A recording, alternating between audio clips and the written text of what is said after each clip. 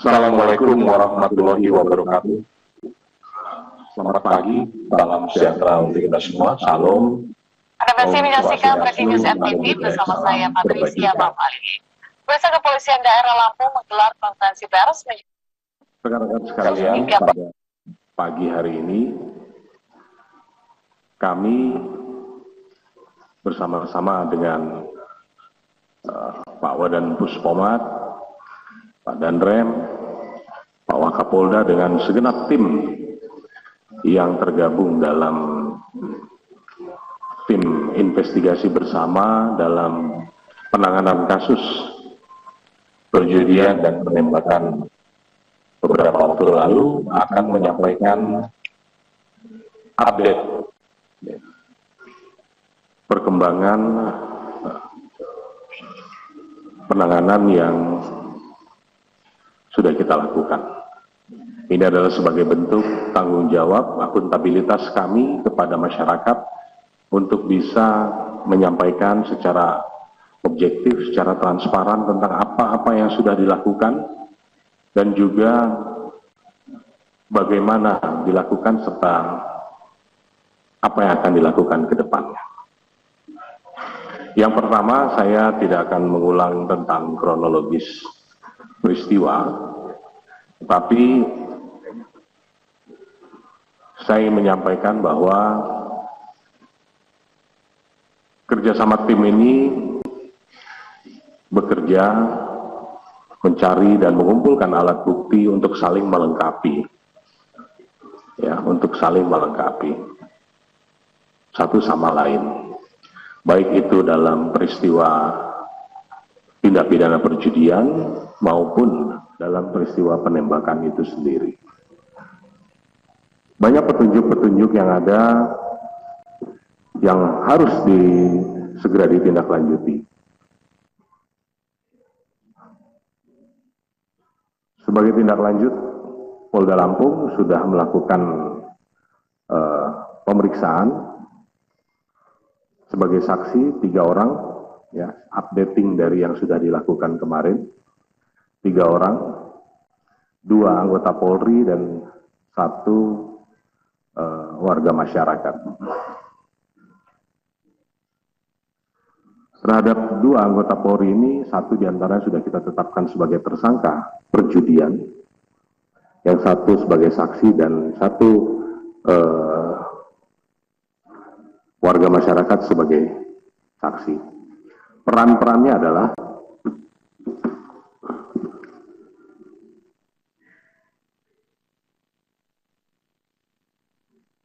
atas nama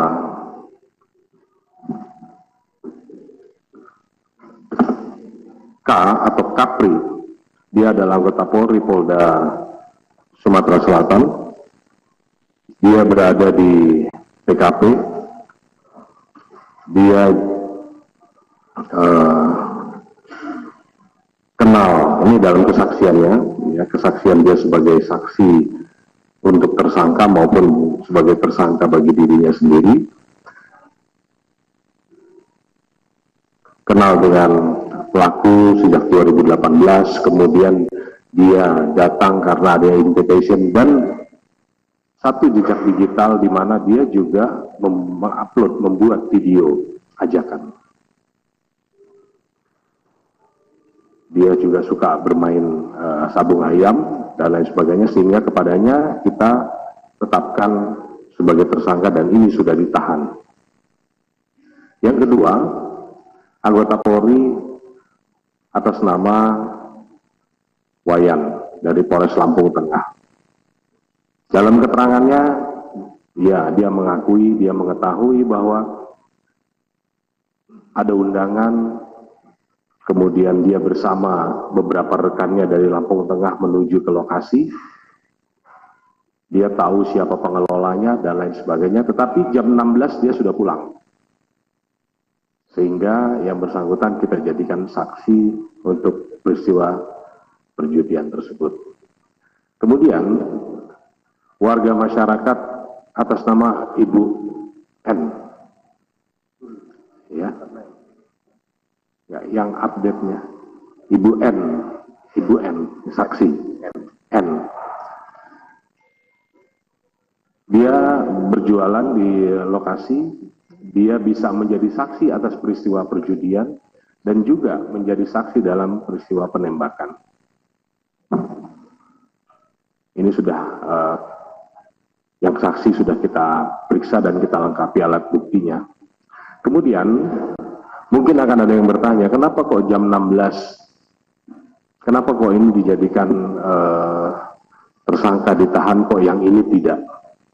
Perlu saya sampaikan di sini bahwa pijakan penyidik melakukan penyidikan itu dasarnya adalah yang pertama adalah tempus, locus, modus, baru kemudian actus reus mens rea. Ya. Tempatnya, lokusnya ada di register S, di letter S, register 44 W kanan.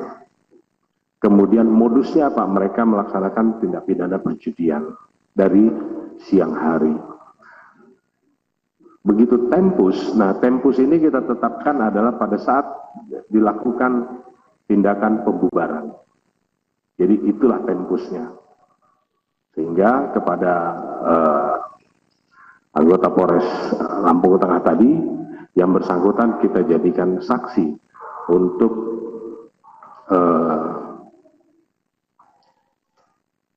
perkara perjudian dan juga penembakan. Dia saksi dalam arti saksi yang menceritakan bahwa dia kenal dan lain sebagainya. Dari updating ini kita sudah melakukan diskusi-diskusi dengan teman-teman dari Puspomat ya kemarin dan lain sebagainya, sehingga termasuk tadi malam kita juga running melakukan diskusi dan lain sebagainya, sehingga selanjutnya nanti akan disampaikan, akan dijelaskan oleh Pak Dan Puspomat tentang teknis penanganannya. Mungkin ada yang bertanya-tanya, ya, kenapa kok belum dan lain sebagainya. Kita pahami bersama bahwa masing-masing punya standar operasional prosedur, masing-masing punya teknis dalam proses penyidikan dan lain sebagainya, yang mungkin ini belum dipahami sehingga ini bisa dijelaskan. Kemudian yang berikutnya nanti begitu kita menunggu hasil lapor ya, kalau sudah keluar semua nanti kita akan melaksanakan gelar kembali bersama, kemudian berkas tersangka barang bukti ini kita akan limpahkan ke POM Angkatan Darat. Mungkin ini dari saya. Selanjutnya saya persilahkan Pak Dan Puspomat untuk bisa menyampaikan. Assalamualaikum warahmatullahi wabarakatuh.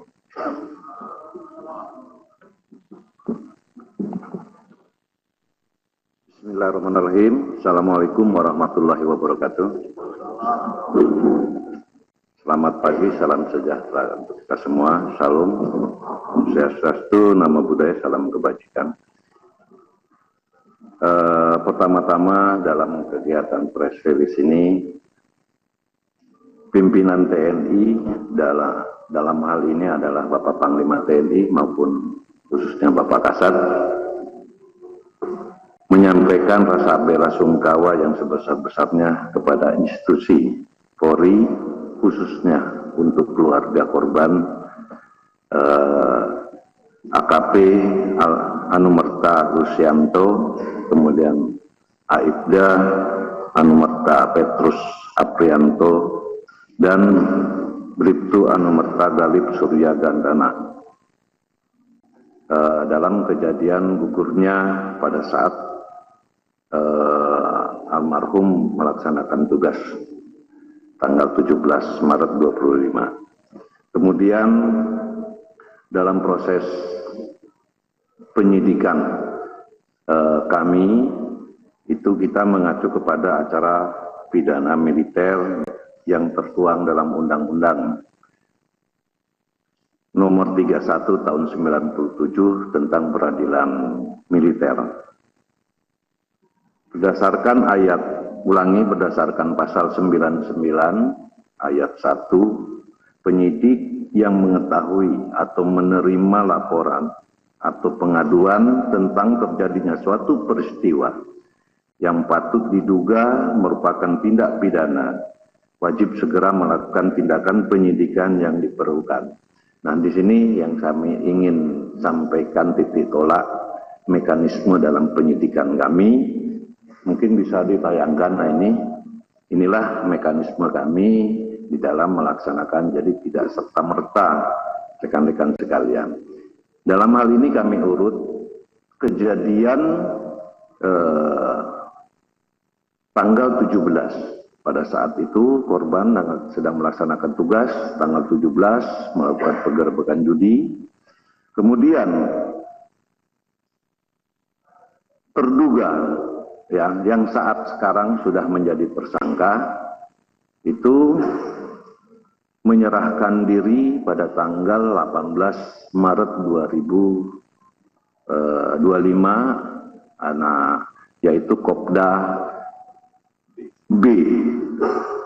Kemudian tanggal 19 Maret 2025 tersangka kedua itu Peltu YHL itu menyerahkan diri di Batu Raja, sehingga anggota kami di Subdepom Batu Raja yang menjemput dan membawa ke Denpom 23 Lampung untuk segera diamankan. Kemudian pada hari dan tanggal yang sama, tanggal 18 maupun tanggal 19 Maret ini, Dandim selaku Ankum itu membuat surat penitipan terduga kepada Denpom untuk diamankan. Nah, pada tanggal 19 Maret, Denpom sudah mulai melakukan penyelidikan maupun ke arah penyidikan, di mana kita menginterogasi, mencari alat dan bukti dalam kasus pidana ini. Alhamdulillah pelaku mengakui, kemudian menunjukkan di saat dia lari dari lokasi itu membuang senjata di satu tempat. Akhirnya tanggal 19 Maret siang hari anggota Denpom melaksanakan pencarian barang bukti tersebut dan syukur alhamdulillah ditemukan. Mungkin fotonya ada. Nah, ditemukan di sini. Nah, setelah alat bukti dan barang bukti kami temukan dan hasil pemeriksaan tersangka mengakui perbuatannya, maka dan Denpom koordinasi kepada Polda maupun Polres untuk meminta pelaporan secara resmi ke kami dalam rangka untuk menentukan tersangka dan melakukan proses hukum lebih lanjut. Dan itu dilaksanakan pada tanggal 22 Maret 2025, anggota dari Polsek Negara Batin atas nama Aibda Wara Andani telah membuat laporan polisi kepada kami tentang laporan polisinya tentang tindak pidana penembakan terhadap 3 orang korban yang saat melaksanakan tugas. Kemudian Brigadir Polisi Rio Dael Agusto telah membuat surat laporan polisi yaitu tentang kasus perjudian yang diduga dilakukan oleh Peltu YHL. Tanggal 22 ini berdasarkan laporan polisi ini, maka penyidik melakukan SOP-nya atau mekanisme dalam penyidikan itu membuat surat permohonan kepada Ankum, yaitu Dandim. Nah, atasan yang berhak menghukum Dandim untuk mengeluarkan surat penahanan sementara dalam rangka proses penyidikan. Pada tanggal 23 Maret 2025, Dandim mengeluarkan surat penyerahan perkara untuk penyidikan dan penahanan sementara. Sehingga di tanggal 23 Maret 2025 resmi kedua tersangka ini kita jadikan sebagai tersangka untuk penyidikan lebih lanjut. Kemudian setelah Denpom ataupun Pomdam 2 Sriwijaya menerima laporan tersebut, maka kami laporkan kepada Bapak Kasat, dan Bapak Kasat memerintahkan kami untuk melindaklanjuti, membentuk tim supervisi dan percepatan dalam penyidikan ini. Maka kami koordinasi dengan Kadif Propam, dan alhamdulillah pada tanggal 24 Maret 2025 sore hari kami beserta Karoop Propus Mabes Polri, Brigadir Jenderal TNI Polisi Pamen Simanjuntak bersama dengan Danpus Sintelat dan bersama Sintel Mabesat, tim ini datang ke Lampung.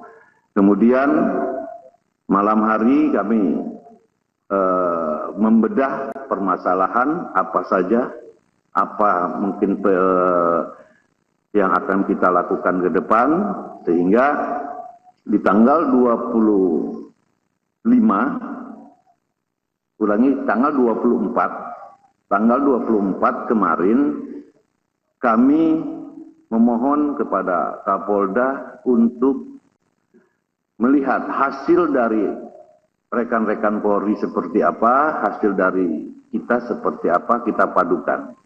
Karena ini ada kaitannya, mohon izin Pak Kapolda, ada kaitannya kami memerlukan saksi polisi yang memang ada, termasuk yang dikatakan Bapak Kapolda, yaitu 2 anggota Polri, termasuk salah satunya tersangka yang berinisial K. Kemudian 1 masyarakat sipil, Ibu Nur. Tetapi kami juga di Denpom telah melakukan pemeriksaan beberapa saksi juga untuk memenuhi bagaimana proses hukum lebih lanjut. Kemudian di dalam penyelidikan ini, dalam pelaporan polisi, ya, untuk Kopda B itu disangkakan pasal 340 dengan Yonto 338. Sementara untuk tersangka P2 YHL itu adalah laporan polisinya disangkakan di pasal 303 KUHP. Namun untuk Kopda B karena memiliki senjata,